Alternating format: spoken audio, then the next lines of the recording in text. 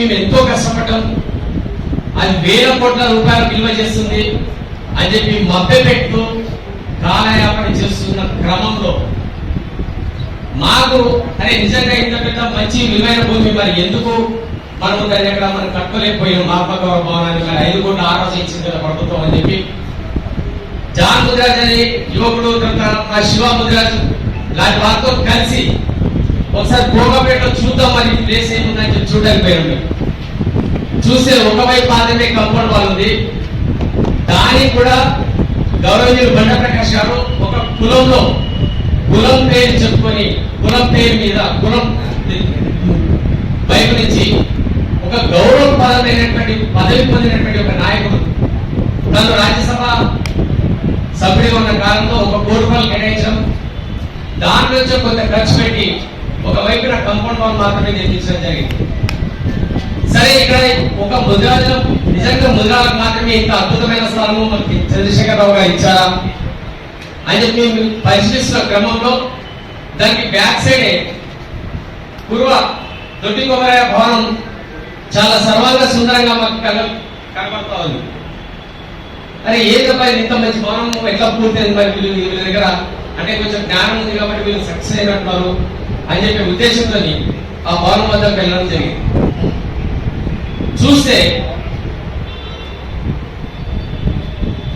14/12/2024 నాడు గౌరవ ముఖ్యమంత్రి రేవంత్ రెడ్డి గారు ఆ భవనాన్ని ప్రారంభోత్సవం చేశారు. అంటే దాదాపుగా 15-16 నెలలు అయిపోయింది ప్రారంభోత్సవం చేసి కూడా. చూస్తే లోపలంతా శిథిలావస్థ. మరి ఇంత పూర్తయిన భవనం మరి ఎందుకు అంటే కాంగ్రెస్ గవర్నమెంట్ 23లో వచ్చింది డిసెంబర్ నాటికి అక్కడ ప్రారంభోత్సవం జరిగింది. ఇప్పటికి కూడా దాకా ఎందుకు విద్యార్థులు లేరని చెప్పి మేము చూసాం. తీరా చూస్తే మనకు అర్థమైంది ఏంటంటే నాకు తెలిసి 23 నాటికి ఆ భవనం పూర్తయి ఉంటుంది. 23 డిసెంబర్ నాటికి ఆ భవనం పూర్తయి ఉంటుంది. అక్కడ ఖర్చు లెక్క చూస్తే 5,90,00,000 6 కోట్లతో 3 అంతస్తుల భవనం పూర్తయింది. మరి మా దగ్గర 6 కోట్లు ఆనాడు రెడీగా ఉన్నాయి కదా, ప్రభుత్వం 5 కోట్లు ఇచ్చింది, 1 కోటి రూపాయలు బండ ప్రకాష్ గారు ఇచ్చారు, మరి మన భవనం ఎందుకు పూర్తి కాలేదని చెప్పి ఒక క్వశ్చన్ రేసింది మాకు. సరే చూద్దాం పక్కగా అని చెప్పి చూస్తే దాని పక్క కూడా మరొక భవనం కూడా పూర్తయింది, అది యాదవులు. విచిత్రం ఏంటంటే యాదవులు కుర్మలు అన్నదమ్ములు లాంటి వారు. మరి వీళ్ళ భవనం ప్రారంభోత్సవం అయితే మరి ఆ భవనం ప్రారంభోత్సవం ఎందుకు కాదు? అది ప్రారంభోత్సవానికి కూడా రోజులేదు కానీ పూర్తయింది. కానీ అక్కడ తాగి పడేసిన సీసాలు లారీలు లోడ్ చేయడానికి సిద్ధంగా ఉన్నట్టు వాటికి వరుస క్రమంలో పేర్చడం జరిగింది. చాలా చండాలంగా దాన్ని విస్మరిస్తున్నారు. అరే ఇంత చైతన్యం ఉన్నటువంటి 2 కులాలు అతిపెద్ద కులాలు ఈ తెలంగాణలో కూడా ఎందుకు ఇంత విస్మరణకు గురైతున్నాయని చెప్పి తీరా కొంచెం అవతల పోయినారు. అక్కడ 6 కడికల 1 ఎకరా స్థలం ఉంది, వాళ్ళ ప్రారంభోత్సవం లేదు. వీరేశ్వర లింగాయతులు ఉంది, ప్రారంభోత్సవం లేదు. కొంచెం కింది పోతే పెరిగలేదు 4 అంతస్తుల భవనం నిర్మాణం జరుగుతుంది. అక్కడ 4 అంతస్తుల భవనం. అటు కొంచెం పక్క వచ్చేసరికి మున్నూరు గామంది స్థలం ఉంది, దాని పక్కన మారైతే వచ్చేసరికి గౌడలు ఉంది.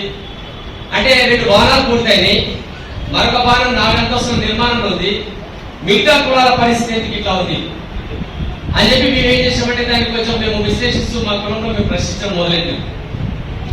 మా అదృష్టం కొద్ది ఆ విషయం తీరా మన బీసీలో డాక్టర్స్ లాగా ఉన్నటువంటి వ్యక్తులు ఎవరైతే ఉన్నారో ఇప్పుడు తెలంగాణ విఠల్ కావచ్చు, పృథ్వీరాజ్ కావచ్చు, వాళ్ళ దగ్గరికి చేరి డాక్టర్ ఏం చేస్తాడు ఆపరేషన్ చేసి మొత్తం గుండెకాయను ఆకాయని చీల్చి చూస్తే పూర్వ సంఘం విద్యార్థులకు కేటాయించబడిన ఆశ్రమం తీరా ఆంధ్రాకి చెందినటువంటి నారాయణ ఇన్స్టిట్యూషన్స్ కు 2కి ఇవ్వడం జరిగిందని విచిత్రమైన విషయం బయటికి తీసేవాళ్ళు.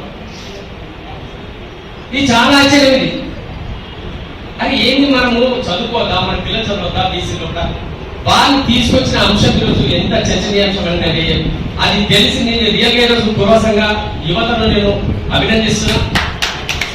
వాళ్ళు ఇమ్మీడియట్ గా రెస్పాండ్ అయ్యారు. మా ముద్రాజులో లేని చైతన్యం ఈరోజు గురువ జాతిలో మేము చూస్తున్నాం. ఇమ్మీడియట్ రెస్పాండ్ అయ్యి వాళ్ళు ఏం చేశారంటే ఎంబడెంబడే అక్కడ విజిట్ చేయడము, తర్వాత ప్రెస్ మీట్ పెట్టడం, ఈరోజు ఈ సమావేశానికి రావడం కూడా కారణమైంది.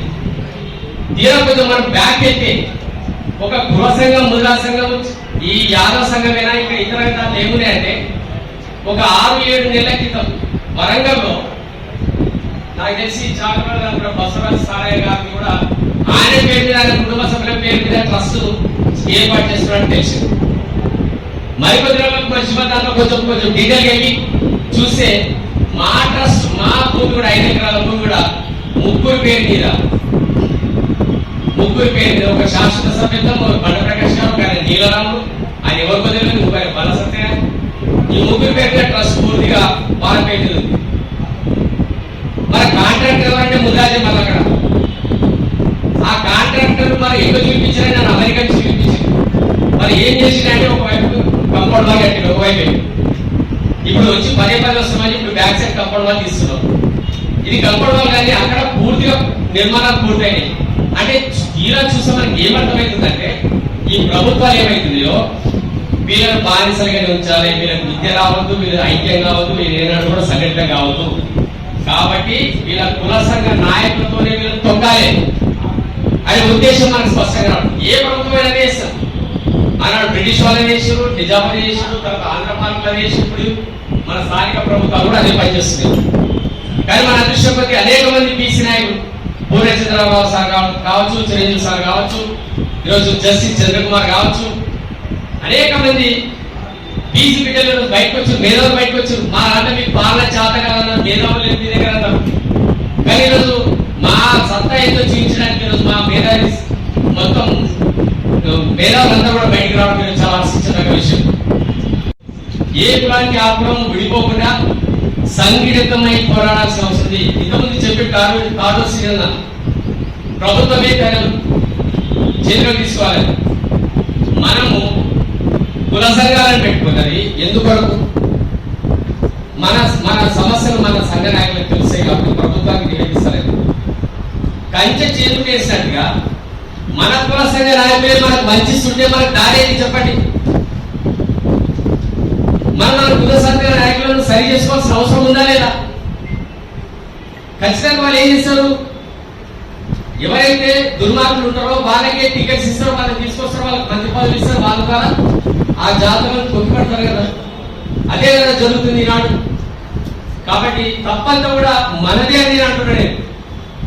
మనలో చైతన్యం రానంత వరకు, మన వాదన మన యువతను చైతన్యం చేసుకున్నంత వరకు మన జీవితాలు ఇద్దరే ఉంటాయి. కాబట్టి నేను కోరేది ఒకటే, అన్ని కుల సంఘ నాయకులు ఇప్పుడు నాయకత్వం వహించడానికి మనకు మంచి నాయకత్వం మన ముందరకు వచ్చింది. ఆ ఈరోజు చూడండి, ఒక సోషల్ మీడియా, చిన్న మీడియా, మేజర్ ఈరోజు ఈ న్యూస్ కూడా ఏ పెద్ద మీడియాలో రాసి పెట్టుకోండి.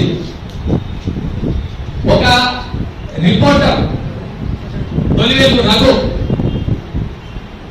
చీకట్లో వెల్లుమెట్టకెళ్ళి వాళ్ళకి ఆ ప్రజలకు ఆశకిరణంగా ఈరోజు దేవులాగా ఆ టీం మొత్తం పనిచేయడం అనేది మనం ప్రత్యక్షంగా చూసాం కదా.